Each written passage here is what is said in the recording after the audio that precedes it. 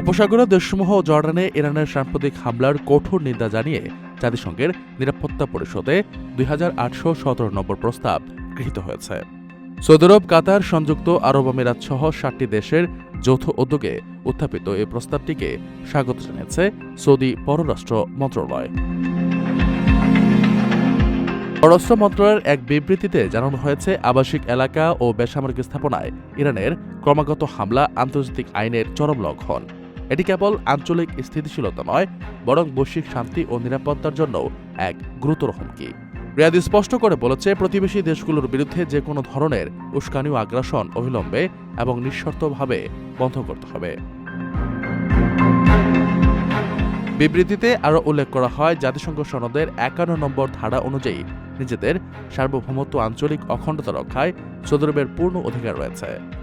আন্তর্জাতিক সম্প্রদায়ের ঐক্যবদ্ধ অবস্থান ইরানের আগ্রাসনের বিরুদ্ধে একটি জোরালো বার্তা।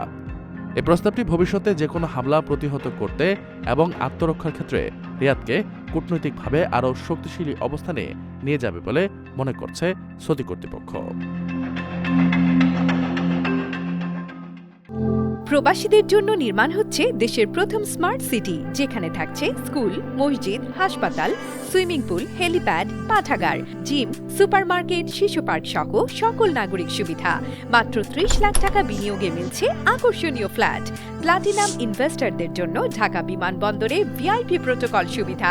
বিস্তারিত জানতে যোগাযোগ করুন স্ক্রিনে দেয়া হোয়াটসঅ্যাপ অথবা ইমো নাম্বারে।